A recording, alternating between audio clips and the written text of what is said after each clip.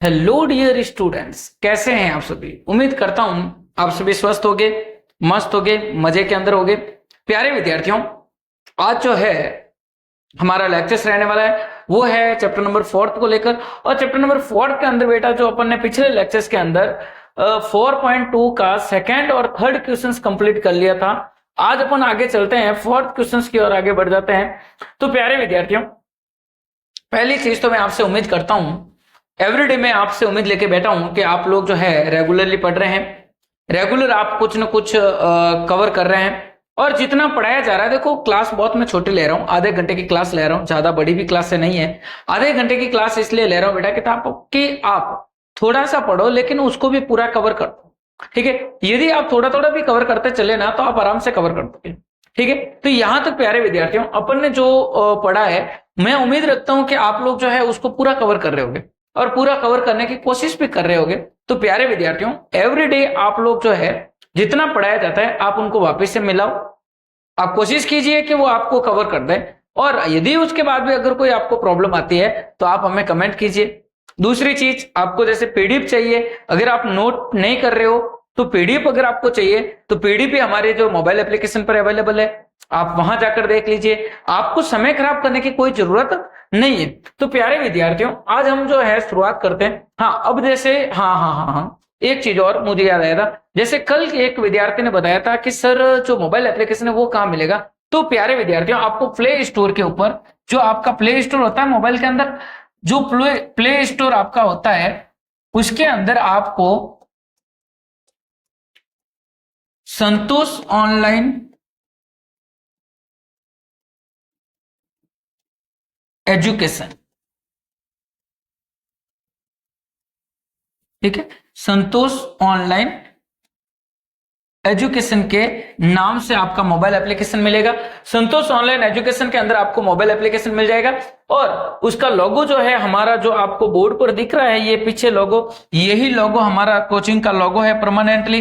ये लोगो आपको आराम से दिख जाएगा। ये वाला जो लोगो दिख रहा है बेटा आपको, ये वाला, यही लोगो आपको वहां कोचिंग के ऐप पर दिखेगा। ठीक है, तो प्यारे विद्यार्थियों चलते हैं आज के अपने क्लास की ओर।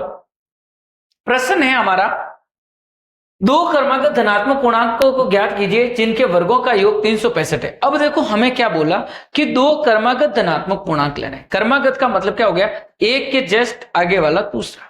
जैसे अपन ने ऐसे प्रश्न को पहले और किया है, तो उस समय अपन क्या करते थे कि जब भी हमें क्रमागत पूछा जाता था तो हम क्या लेते थे, एक एक्स लेते थे, तो दूसरा कौन सा लेते थे, एक्स प्लस एक लेते थे। यही चीज कहा थी, यानी कि जो अपन ने पिछले प्रश्न के अंदर भी पढ़ा था उस समय भी यही सीखा था कि अगर पहला पूर्णांक अगर आप x लेते हो और क्रमागत बोल दे तो आप क्या ले लो, x प्लस एक ले लो।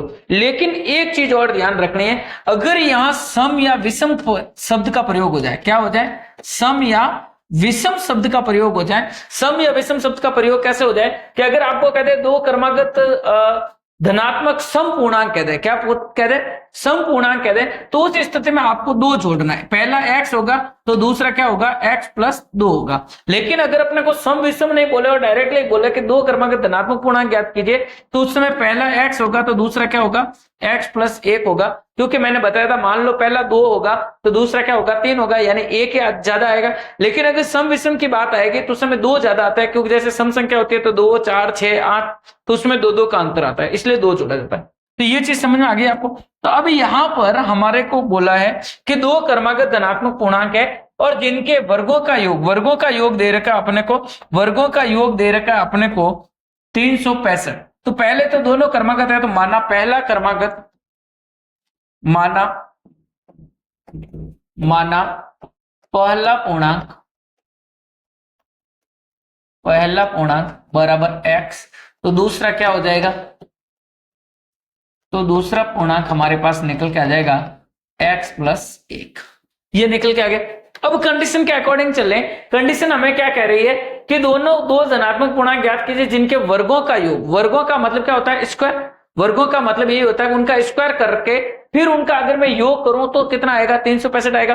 तो पहला हमारे पास x था, दूसरा हमारे पास x प्लस एक था, इन दोनों का वर्ग बोला तो इन दोनों का क्या कर दो, वर्ग कर दो, और फिर अपने को उनका योग बोला तो उनको जोड़ दो, तो ये कितना आएगा आंसर, 365 आएगा।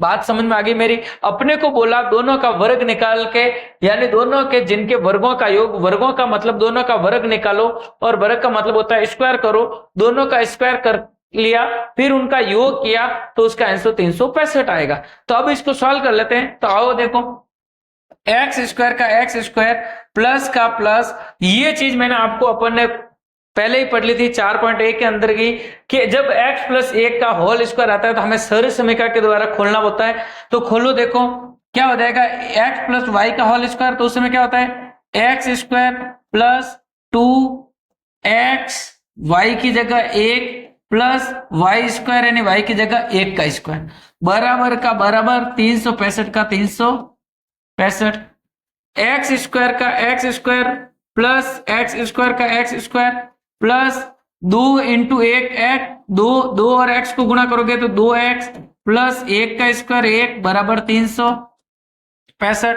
एक्स स्क्वायर को जोड़ा तो 2x स्क्वायर प्लस का 2x, ये प्लस का 1, ये प्लस का 365 इधर आएगा तो माइनस का 365 बराबर 0।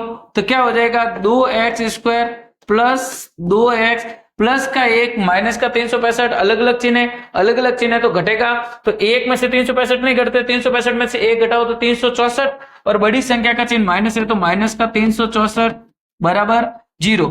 दो सब में कॉमन आ रहे हैं तो 2 कॉमन ले लो, तो क्या हो जाएगा एक्स स्क्वायर प्लस, देखो 2 इसमें से कॉमन लोगे तो x माइनस 364 के अंदर 2 का भाग दोगे तो 1 बार 8 बार 2 बार बराबर 0।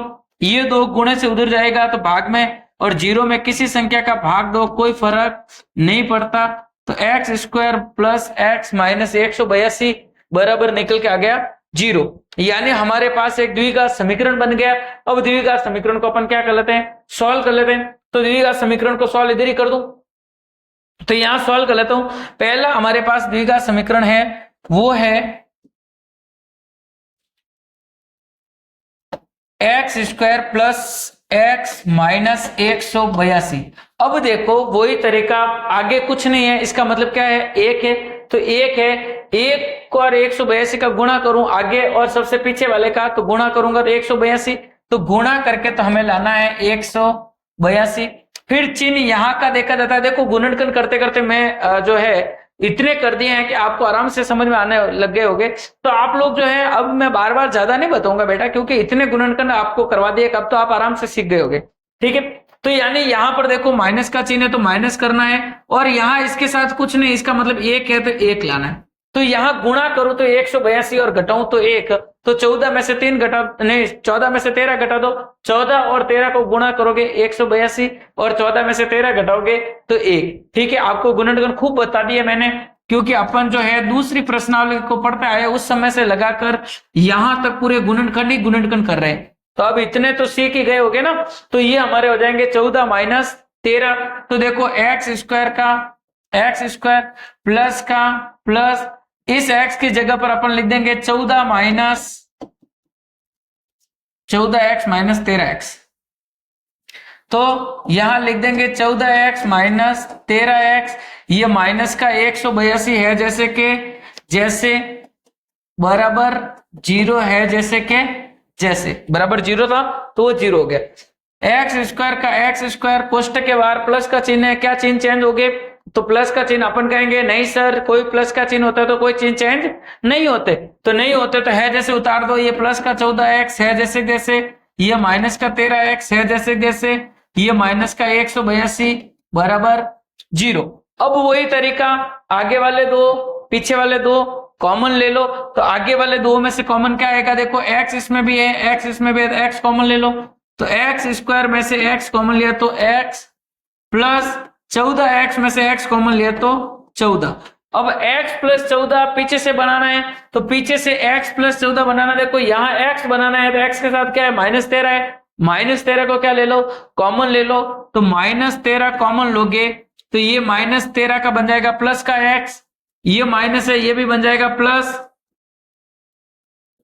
ठीक है। और 182 में 13 का भाग दोगे तो 14 बार बराबर 0, तो एक बार हो जाएगा x प्लस 14 कॉमन, और दूसरी बार हो जाएगा x माइनस 13 बराबर 0, तो x प्लस 14 बराबर 0 और x माइनस 13 बराबर 0। तो x ये प्लस का 14 उधर जाएगा तो माइनस का 14, ये x माइनस 13 उधर जाएगा तो प्लस का 13।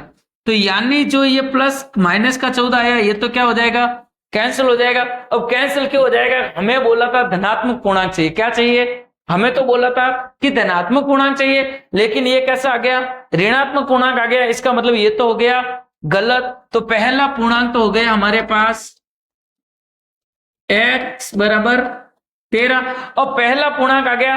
दूसरा अपन ने क्या माना था, x प्लस 1, तो दूसरा भी निकाल दो। तो दूसरा यहां निकाल देता हूं मैं हाथों हाथ। तो दूसरा पूर्णांक क्या निकल जाएगा भाई,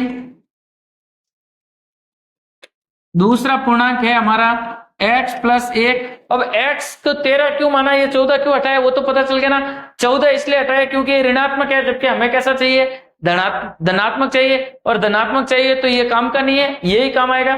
तो इसको पहला मान लिया, पहला मान लिया, इसका मतलब ये x की वैल्यू अब 1 ही रहेगी। तो x की वैल्यू 1 ही रहेगी तो क्या हो जाएगा 13 प्लस 1 यानी कि 14। तो दूसरा पूर्णांक हमारे पास क्या निकल के आ जाएगा, 14 निकल के आ जाएगा। क्लियर, ये चीज समझ में आ गई सबको। तो यानी कहने का मतलब ये होता है कि अब देखो यहां पर कभी कभार, अब कई बच्चे कहेंगे सर पिछली बार तो आपने नहीं काटा। तो भाई मेरे पिछली बार जो भी संख्याएं आती थी वो हमेशा कैसे आती थी, पॉजिटिव आती थी। और पॉजिटिव नेगेटिव से कोई फर्क नहीं पड़ता, लेकिन हमें प्रश्न क्या कह रहा है वो देखना होता है। अगर जैसे खिलौनों की संख्या में नेगेटिव आता तो अपन कह देते भाई ये नहीं हो सकता, क्योंकि खिलौनों की संख्या कभी ऋणात्मक नहीं हो सकती, वो धनात्मक ही होती है। ऐसे कैसे यहां धनात्मक पूर्णांक का बोला है तो यहां पूर्णांक भी कैसा होगा, धनात्मक ही होगा, ऋणात्मक नहीं होगा। चलते हैं अगले प्रश्न की ओर।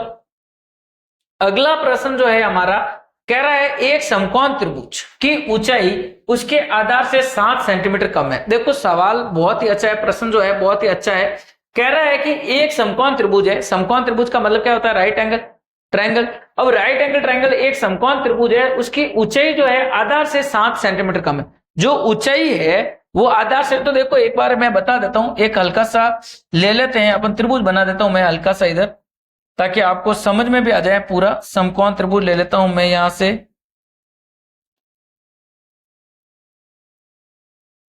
नहीं है क्या समकोण त्रिभुज, चलो अपन बना देते हैं हाथों हाथ ही, इधर मैं बना देता हूं।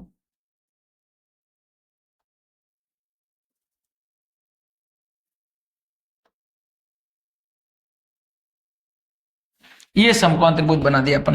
अब ये समकोण त्रिभुज जो बनाया इसके अंदर क्या होता है, यहां पर राइट एंगल होता है। अब अपने को क्या बोला कि एक समकोण त्रिभुज के अंदर ऊंचाई उसके आधार से 7 कम है। ऊंचाई जो यानी ऊंचाई ये वाली जो है वो आधार जो है उससे कितने कम है, 7 कम है। तो इसका मतलब हमें आधार पता होना जरूरी है।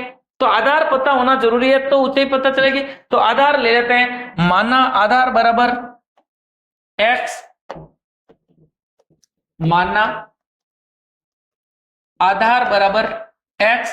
तो हमारे पास ऊंचाई बोली थी कि ऊंचाई उसके आधार से 7 सेंटीमीटर कम है, तो ऊंचाई क्या हो जाएगी, आधार से 7 सेंटीमीटर कम हो जाएगी। तो x से कितनी कम कर लो, 7 कम कर लो। तो ये हमारे पास ऊंचाई आ गई x माइनस 7, ये आधार आ गया x। फिर अपने को बोल रहा है यदि कर्ण 13 सेंटीमीटर है, कर्ण कौन सा होता है भाई, 90 डिग्री के सामने वाली भुजा कर्ण कहलाती है। ये तो पता है ना सबको कि 90 डिग्री के सामने वाली भुजा क्या कहलाती है, हमेशा कर्ण कहलाती है। तो ये हमारे पास दे रखा है 13 सेंटीमीटर, तो कर्ण हमें दे रखा है 13 सेंटीमीटर। अब हमें कह रहा है तो अन्य दो भुजाएं ज्ञात करनी। अन्य दो भुजाओं का मतलब ये जो भुजाएं हैं ये हमें ज्ञात करनी है। अब ये कैसे ज्ञात होगी, तो देखो अब यहां कोई बच्चा थोड़ा सा दिमाग लगाना पड़ेगा। बच्चों तुम्हें थोड़ा सा क्या लगाना पड़ेगा, दिमाग लगाना पड़ेगा। अब दिमाग क्या लगाना है वो चीज समझो।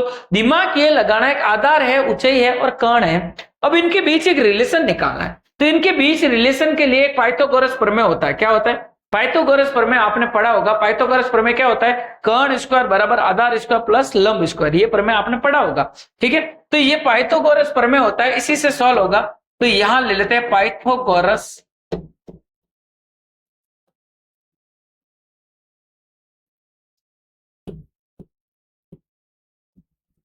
पाइथागोरस प्रमेय से, पाइथागोरस प्रमेय क्या होता है बेटा?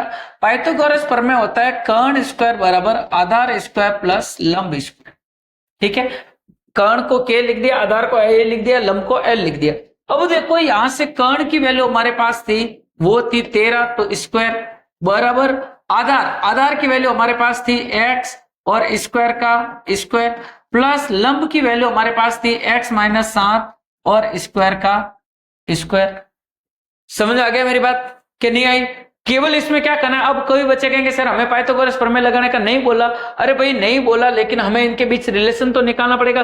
रिलेशन निकालोगे तब जाके कहीं ना कहीं हमारे पास समीकरण बनेगा। जब रिलेशन ही नहीं निकालोगे तो समीकरण कैसे बनेगा? इसीलिए मैंने ये चित्र बनाया कि ये कैसा त्रिभुज है, समकोण त्रिभुज है। कैसा त्रिभुज है? और पाइथागोरस प्रमेय केवल और केवल समकोण त्रिभुज में ही लगता है, ये चीज ध्यान रखें। तो यहां अब इसको सॉल्व करते हैं। देखो तो 13 का स्क्वायर क्या हो जाएगा? 169।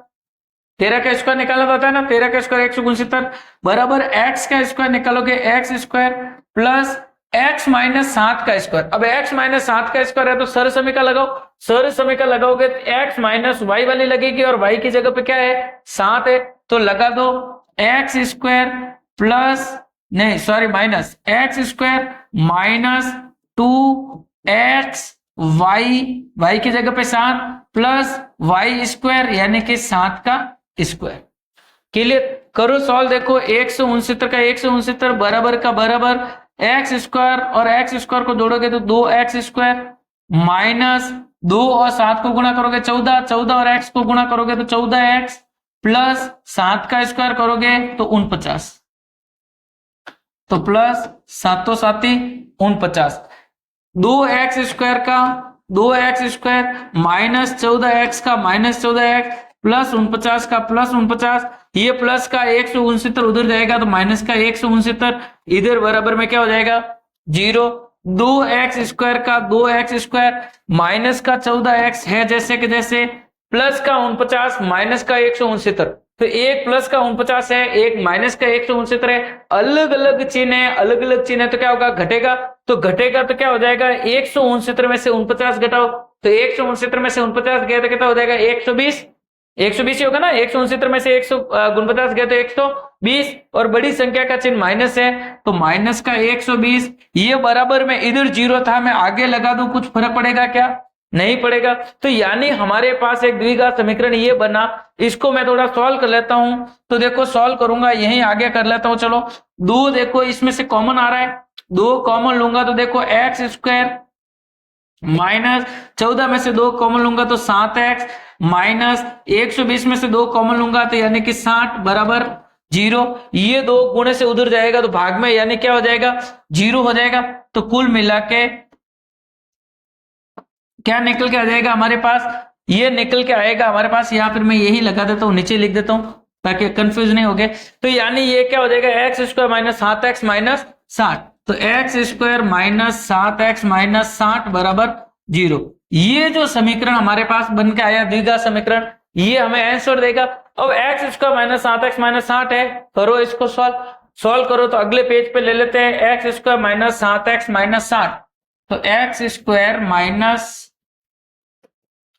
7x माइनस 60 बराबर 0। वही तरीका जिसके साथ कोई नहीं उसके साथ भगवान है, तो यानी एक्स स्क्वायर के साथ में कुछ नहीं था तो यहाँ क्या हो जाएगा? 1 हो जाएगा। अब 1 और 60 को गुणा करो, किसको गुणा करो? 1 और ये 60 को गुणा करोगे तो 1 और 60 को गुणा करोगे 60, तो यानी गुणा करने पर तो आएगा हमारे पास 60। फिर यहाँ माइनस है तो यहाँ माइनस घटाकर कितना लाना है? 7 लाना है। ऐसी संख्याएं पता करो, गुणा करो तो 60 आए और घटाओ तो 7 आए। अब छोटे बच्चे नहीं हो, बार बार नहीं बता सकता, इतने तो आप समझदार खुद हो गए होगे। अब तो घटाने पर 7 आए और गुणा करने पर 60 आए तो क्या हो जाएगा? 12 माइनस 5। तो देखो 12 में से 5 घटाए तो 7 हो जाएंगे और 12 और 5 का गुणा करोगे तो 60 हो जाएगा। तो 12 माइनस 5 हमारे टुकड़े आ गए, कर दो सॉल्व। एक्स स्क्वायर का एक्स स्क्वायर माइनस का माइनस, इस 7x की जगह पे क्या लिखेंगे? 12 माइनस 5x लिखेंगे, तो 12x माइनस 5x माइनस का 60 है जैसे जैसे बराबर 0। एक्स स्क्वायर का एक्स स्क्वायर, कोष्टक के बाहर माइनस का चिन्ह होता है तो क्या करते हैं मेरे लाल? कि सर मौज करते हैं। ये कहोगे ना कि मौज करते हैं, तो मौज नहीं करते हैं, हम चिन्ह चेंज करते हैं। तो ये प्लस का था, ये माइनस का हो जाएगा, ये माइनस का है, ये प्लस का हो जाएगा, -60 बराबर 0। एक्स स्क्वायर, सॉरी आगे वाले दो में से कॉमन, पीछे वाले दो में से कॉमन, एक्स इसमें भी है, एक्स इसमें भी है, तो एक्स कॉमन ले लो। तो एक्स कॉमन लोगे तो क्या बनेगा, देखो एक्स स्क्वायर में से एक्स कॉमन लोगे तो एक एक्स बचेगा, -12 एक्स में से एक्स कॉमन ले लोगे तो 12 बच जाएगा। ऐसे कैसे 5x -8 है, तो देखो 5 यहां हमें x -12 बनाना था, x के साथ क्या है प्लस का 5 है, तो इस +5 को क्या ले लो, कॉमन ले लो, तो +5 को कॉमन लूंगा तो क्या बन जाएगा, x -60 में 5 का भाग दूंगा तो 12 बराबर 0। तो x -12 दोनों बार है, दोनों बार है तो एक बार लिख दो, तो x -12 और दूसरी बार बन जाएगा x + 5 बराबर 0। यहां तक समझ में आ गया। चलें आगे। अब देखो यहां पर x -12 के बराबर में 0, x + 5 के बराबर में 0, ये -12 उधर जाएगा तो +12 बन जाएगा, और ये +5 उधर जाएगा तो -5 बन जाएगा। तो यहां देखो, अब यहां समझने की बात आई है कि यहां एक वैल्यू x की प्लस है, एक वैल्यू माइनस है, तो ये माइनस वाली वैल्यू नहीं होगी, क्योंकि लंबाई, चौड़ाई, ऊंचाई कभी भी ऋणात्मक नहीं हो सकती। मैं ऐसे कह सकता हूं क्या कि आपकी जो लंबाई है वो -3 फुट है, अरे भाई -3 फुट क्या जमीन के अंदर घुस गए, नहीं ना, तो कभी ऐसा ऋणात्मक नहीं हो सकता। लंबाई, चौड़ाई, ऊंचाई जो भी होती है वो हमेशा कैसी होती है, पॉजिटिव होती है, तो ये ऋणात्मक वाली क्या हो गई, यहां आकर फेल हो गई। तो x की वैल्यू हमारे पास कितनी आ गई, 12, और x अपन ने किसको माना था, आधार को माना था, तो x हमारा आधार हो गया, तो ये हो गया हमारा आधार। अब आधार आ गया तो लंबाई हमारे यहां से निकालनी पड़ेगी। लंबाई हमारे पास क्या थी, देखो बेटा, लंबाई हमने माना था, सॉरी ऊंचाई, लंबाई क्या मैं ऊंचाई लिख रहा था, देखिए यहाँ ऊंचाई लिखना पड़ेगा, लंबाई नहीं ऊंचाई, आधार और ऊंचाई होता है ना। तो ऊंचाई हमारे पास क्या थी, हमारे पास थी x -5, देखो ये थी हमारे पास ऊंचाई, ये ऊंचाई थी x -7, सॉरी, तो x -7, तो ऊंचाई हमारे पास कितनी आ गई थी, x -7, तो x की वैल्यू कितनी है, 12 - 7, यानी कि टोटल हमारे पास ऊंचाई आ जाएगी 5। तो क्लियर, यहां तक समझ में आ गया मेरी बात। तो यानी ये जो अपन ने को आधार और ऊंचाई मिल गए, तो अब यहां तक क्लियर हो गया। तो किसी को कोई डाउट, अब कोई डाउट हो तो बोलिए कि सर हमें यहां डाउट है। नो डाउट, चलें आगे। आगे देखो छठा प्रश्न संख्या 6।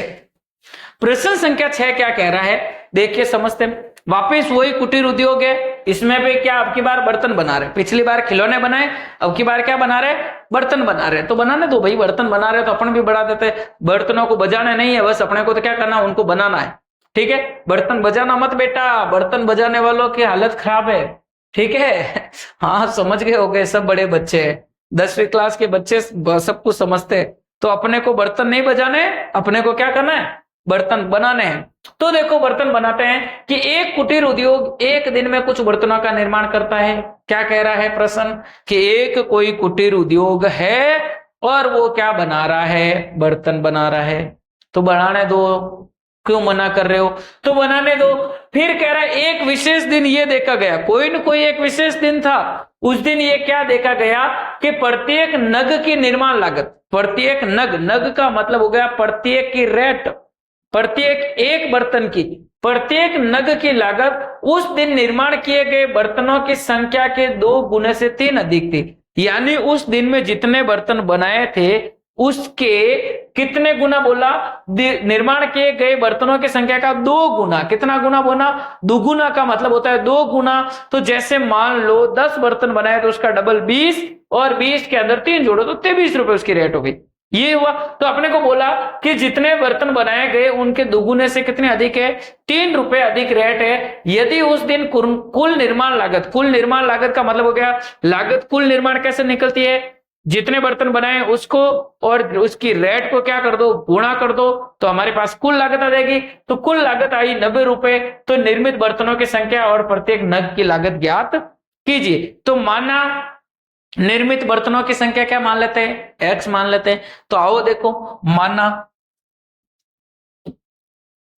तो देखो यहां आ गए, अपन कह रहे हैं माना निर्मित बर्तनों की कुल निर्मित बर्तन, माना कुल निर्मित बर्तन बराबर एक्स। फिर अपने को लागत दे रखी है, देखो निर्माण लागत, तो निर्माण लागत क्या हो जाएगी, या प्रत्येक नग के यहां निर्माण लागत लिख देते हैं, तो निर्माण लागत क्या हो जाएगी, निर्माण लागत अपने कंडीशन क्या दे रखी थी कि देखो एक विशेष दिन ये देखा गया था वहीं से प्रत्येक नग की निर्माण लागत, जो निर्माण लागत थी उस दिन में निर्माण किए गए बर्तनों की संख्या के 2 गुने से 3 अधिक थी। 2 गुने से कितने अधिक थी, 3। हमने माना हमने बर्तन एक्स बनाए तो उसका 2 गुना क्या हो जाएगा, एक्स का 2 गुना 2x, उससे 3 अधिक, तो ये लो 3 अधिक, तो 2x प्लस 3 हो जाएगी उसकी लागत। अब हमें क्या बोला कि उनकी कुल निर्माण लागत 90 है। कुल निर्माण लागत कैसे निकले जाएगी कि जितने बर्तन बनाए उनकी लागत को रेट को गुणा कर दो, कुल लागत आ जाएगी। तो कंडीशन फॉलो करते हुए चल दो, कंडीशन से क्या हो जाएगा, इन दोनों को गुणा करो तो x इंटू 2x प्लस 3 जो आएगा, ये कुल लागत जो हमें 90 रुपए दे रखी है वो आ जाएगी, तो ये हो जाएगा 90। 2x और 2x को गुणा करोगे तो 2x स्क्वायर, x और 3 को गुणा करोगे तो 3x बराबर 90। ये प्लस का 90 इधर आएगा तो 2x square plus 3x minus 90 बराबर 0। अब देखो यहां पर हमें सॉल्व करना है, गुणा करे गुणनखंड यही कर दूं क्या आगे करूं, चलते हैं आगे कर लेते हैं। तो आगे करेंगे, थोड़ा इसको कर लेते हैं, जितना हो रहा है उतना करते हैं फिर आगे कर लेंगे। तो देखो गुणा करें तो गुणनखंड वही विधि है, 2 और 90 को गुणा करेंगे तो 180, तो यानी गुणा करके तो लाना है अपने को 180। समझ में आ गई मेरी बात, क्योंकि देखो ये एक द्विघात समीकरण बन गया, द्विघात समीकरण है तो सॉल्व कर दो। तो 2 और 90 को गुणा किया 180, यहां का चिन्ह देखना है, माइनस करके लाना है 3, तो माइनस करके लाना है 3। ऐसी संख्याएं बताओ बेटा, गुणा करे तो 180 आए, घटाओ तो 3 आए, तो 15 में से 12 घटा दो, 15 और 12 का गुणा 180 और 15 में से 12 घटाओगे तो 3, तो क्या हो जाएगा 15 माइनस 12। ठीक है, तो 15 में से 12 घटा दो तो हमारे पास क्या हो जाएगा, 2x स्क्वायर का 2x स्क्वायर प्लस का प्लस 3x की जगह पर क्या लिखेंगे, 15x माइनस 12x माइनस 90 बराबर 0। 2x स्क्वायर का 2x स्क्वायर प्लस का चिन्ह है तो क्या चिन्ह चेंज हो गए, कुछ भी नहीं होगा, कुछ भी नहीं होगा। आप कुछ भी मत करो, आप तो जो है वो चलने दो। तो क्या हो जाएगा, ये प्लस का 15x है जैसे जैसे, ये माइनस का 12x है जैसे जैसे, ये माइनस का 90 है जैसे जैसे बराबर 0। आगे वाले दो पीछे वाले दो में से कॉमन लो, देखो आगे वाले दो और पीछे वाले दो में से कॉमन लोगे तो क्या कॉमन आएगा, देखो x इसमें भी है, x इसमें भी है, तो x कॉमन ले लेते हैं, तो x यहां कॉमन ले लिया तो क्या बनेगा, देखो 2x स्क्वायर में से x कॉमन लिया तो 2x प्लस 15x में से कॉमन लिया तो 15, अब माइनस। अब देखो यहां पर हमें बनाना है 2x प्लस 15, क्या बनाना है 2x प्लस 15, तो यहां 2x प्लस 15 कैसे बनेगा भाई, देखो 2x बनाना है, यहां है 12x, तो 12x है तो आप 12 में किसका भाग देंगे, 2 बन जाए तो 6, तो माइनस का 6 कॉमन ले लो, माइनस 6 कॉमन ले लिया तो देखो 12 में 6 का भाग दिया 2x का x, माइनस कॉमन लिया तो चिन्ह चेंज हो जाएगा, ये माइनस का था प्लस का हो जाएगा, 15 में 6 नहीं 90 में 6 का भाग दोगे तो 15 बार बराबर 0। एक बार आ जाएगा 2x प्लस 15 और एक बार आ जाएगा x माइनस 6 बराबर 0, यही आया। तो एक बार हो जाएगा 2x प्लस 15 के बराबर में 0 रख दो, एक बार x माइनस 6 के बराबर में 0 रख दो, तो 2x प्लस 15 बराबर 0 और एक बार x माइनस 6 बराबर 0, यही थे ना भाई। देखो 2x प्लस 15 और x माइनस 6, तो क्या हो जाएगा 2x, ये प्लस का 15 उधर जाएगा तो माइनस का 15, तो x बराबर क्या हो जाएगा माइनस 15 बटा 2, और ऐसे कैसे ये x माइनस का 6 है उधर जाएगा तो प्लस का 6। अब यहां हमारे पास प्रश्न में क्या कह रहे थे, x अपन ने किसको माने थे, निर्माण किए गए बर्तनों को माना था, तो क्या निर्माण किए गए बर्तन माइनस में आ सकते हैं क्या, निर्माण किए गए बर्तन माइनस में आ सकते हैं क्या, नहीं आ सकते यार भाई, कैसे माइनस में आएंगे भाई, एक बर्तन भी बनाएगा तो भी बनाएगा तब आएगा ना, माइनस में तो हो ही नहीं सकता, माइनस में तो निर्माण भी नहीं कर सकते। तो ये जो है हमारे पास ये तो हो जाएगा कैंसिल आउट और हमारे पास बर्तनों की संख्या क्या आ जाएगी, 6 आ जाएगी। अब बर्तनों की संख्या आ गई हमारे पास 6, क्या आ गई, बर्तन की संख्या तो कितनी आ गई हमारे पास 6। फिर हमें क्या बोला था कि उसकी लागत भी ज्ञात करो। देखो यहां बोला था ना कि उस दिन निर्माण बर्तनों की संख्या और प्रत्येक नग की लागत ज्ञात करो। तो लागत अपने क्या मानी थी, 2x + 3 मानी थी, तो लगा दो,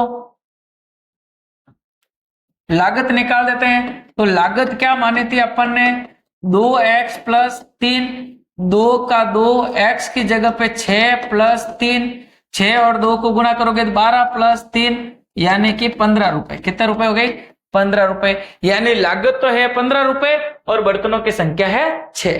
तो यहां तक समझ में आ गया। तो प्यारे विद्यार्थियों, आज हमारी जो है एक्सरसाइज नंबर जो है कंप्लीट हो चुकी है। एक्सरसाइज नंबर था हमारे पास 4.2 और वो कंप्लीट हो गया है। अगला जस्ट हमारे पास आ रही है एक्सरसाइज नंबर 4.3।